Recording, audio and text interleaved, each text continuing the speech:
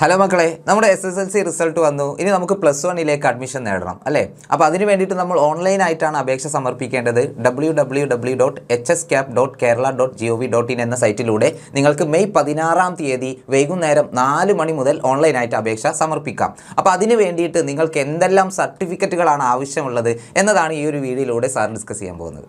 നമ്മുടെ SSLC certificate നമുക്ക് ഒരുപാട് സർട്ടിഫിക്കറ്റുകൾക്ക് തുല്യമായിട്ട് ഉപയോഗിക്കാൻ വേണ്ടി സാധിക്കും. അതായത് നമ്മുടെ കമ്മ്യൂണിറ്റി സർട്ടിഫിക്കറ്റ് ആയിട്ടും നേറ്റിവിറ്റി സർട്ടിഫിക്കറ്റ് ആയിട്ടും അതുപോലെ അഡ്രസ് പ്രൂഫ് ആയിട്ടൊക്കെ നമുക്ക് നമ്മുടെ SSLC സർട്ടിഫിക്കറ്റ് യൂസ് ചെയ്യാൻ വേണ്ടി സാധിക്കും. പക്ഷേ SSLC സർട്ടിഫിക്കറ്റ് നിങ്ങൾക്ക് ലഭ്യമായിട്ടുണ്ടാവില്ല. സ്കൂളുകളിൽ അത് വിതരണം ചെയ്യാനിരിക്കുന്നതേ ഉള്ളൂ.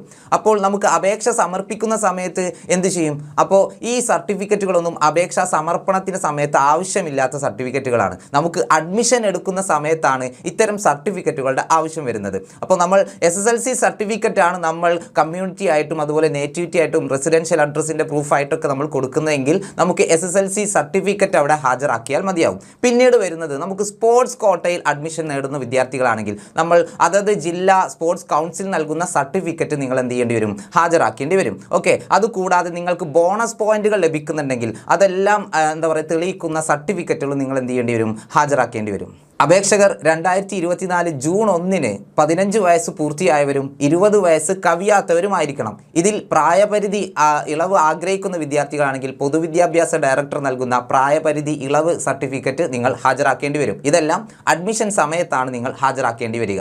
മെയിൻലി നിങ്ങൾക്ക് അപ്ലിക്കേഷൻ സമയത്ത് ഹാജരാക്കേണ്ടുന്ന അല്ലെങ്കിൽ അപ്പോൾ ആവശ്യം വരുന്ന സർട്ടിഫിക്കറ്റ് എന്ന് പറയുന്നത് നിങ്ങളുടെ സ്കൂളുകളിൽ നിന്ന് ലഭിച്ചിട്ടുള്ള ക്ലബ്ബുകളുടെ സർട്ടിഫിക്കറ്റുകളാണ്. ഈ ക്ലബ്ബുകളുടെയൊക്കെ സർട്ടിഫിക്കറ്റ് ഇഷ്യൂ ചെയ്ത ഡേറ്റും അതുപോലെ ആരാണ് ഇഷ്യൂ ചെയ്തത്, ഈ കാര്യങ്ങളെല്ലാം നമുക്ക് അപേക്ഷയിൽ സമർപ്പിക്കേണ്ടതായിട്ടുണ്ട്. അപ്പോൾ നിങ്ങൾ social science club, oratory club, debating club അങ്ങനെയുള്ള ഒരുപാട് ക്ലബ്ബുകളൊക്കെ ഉണ്ടല്ലോ. ആ സർട്ടിഫിക്കറ്റുകളെല്ലാം നിങ്ങൾ ഹൈസ്കൂളിൽ പോയിട്ട് നിങ്ങളുടെ HMൻ്റെ സീല് വാങ്ങി വെക്കുന്നത് നന്നായിരിക്കും. ഓക്കെ, പിന്നെ ശാരീരികമായി വൈകല്യമുള്ള വിദ്യാർത്ഥികളാണെങ്കിൽ 40% കൂടുതൽ വൈകല്യമുണ്ടെന്ന് തെളിയിക്കുന്ന മെഡിക്കൽ സർട്ടിഫിക്കറ്റ് നിങ്ങൾ ഡോക്ടറുടെ ഭാഗത്തു നിന്നും എടുത്തു വെക്കേണ്ടി വരും.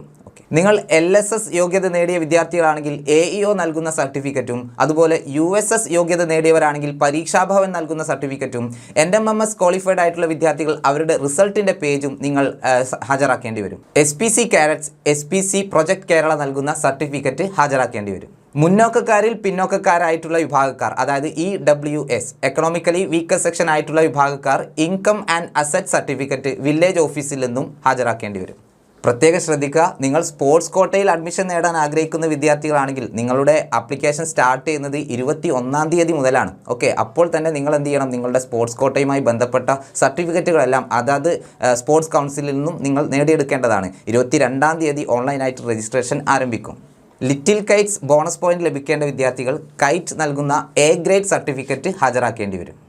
മെയ് 16 വൈകുന്നേരം 4 മണിക്ക് നമ്മുടെ അപേക്ഷകളുടെ ആ ഒരു ഓൺലൈൻ പ്രോസസ്സ് ആരംഭിക്കുമെങ്കിലും നിങ്ങളാരും തിരക്ക് കൂട്ടേണ്ട കാര്യമില്ല. നമുക്ക് സമയമെടുത്ത് അധികം തെറ്റുകളൊന്നും വരുത്താതെ ചെയ്യാൻ വേണ്ടി ശ്രദ്ധിക്കുക. നിങ്ങൾ സർട്ടിഫിക്കറ്റുകളൊക്കെ കൃത്യസമയത്ത് തന്നെ തയ്യാറാക്കി വെക്കുക. നിങ്ങൾ സ്വയം ചെയ്യുന്നവരാണെങ്കിൽ ഡബിൾ ചെക്ക് ചെയ്യണം. ഓക്കെ, നിങ്ങൾ ചിലപ്പോൾ സ്വയം മൊബൈലിൽ ചെയ്യുന്നവരോ അല്ലെങ്കിൽ കമ്പ്യൂട്ടറിൽ ചെയ്യുന്നവരൊക്കെ ആയിരിക്കാം. അല്ലെങ്കിൽ നിങ്ങൾ സ്കൂളുകളിലെ ഹെൽപ്പ് ഡെസ്കുകളോ അല്ലെങ്കിൽ അക്ഷയ സെൻറ്ററുകളിലോ അല്ലെങ്കിൽ ഓൺലൈനായിട്ടുള്ള മറ്റു സേവന കേന്ദ്രങ്ങളിൽ നിന്നൊക്കെ ചെയ്യുന്നവരായിരിക്കാം. എന്ത് തന്നെയാണെങ്കിലും ഫൈനൽ കൺഫർമേഷൻ കൊടുക്കുന്ന സമയത്ത് നിങ്ങളെല്ലാം ഒന്നുകൂടി ഡബിൾ ചെക്ക് ചെയ്യാം. നമുക്ക് ട്രയൽ അലോട്ട്മെൻറ്റ് വന്നു കഴിഞ്ഞതിന് ശേഷവും നമുക്ക് എഡിറ്റ് ചെയ്യാനുള്ള ഓപ്ഷൻസ് ഒക്കെ ഉണ്ടാവും. എങ്കിലും നമ്മൾ ആദ്യമേ നല്ല രീതിയിൽ എന്ത് ചെയ്യുക? അപേക്ഷകൾ സമർപ്പിക്കുക. എല്ലാവർക്കും ഇഷ്ടപ്പെട്ട സ്കൂളിൽ തന്നെ അഡ്മിഷൻ ലഭിക്കട്ടെ എന്ന് ആശംസിച്ചുകൊണ്ട് സാറോട് നിർത്തുന്നു. ഓക്കെ.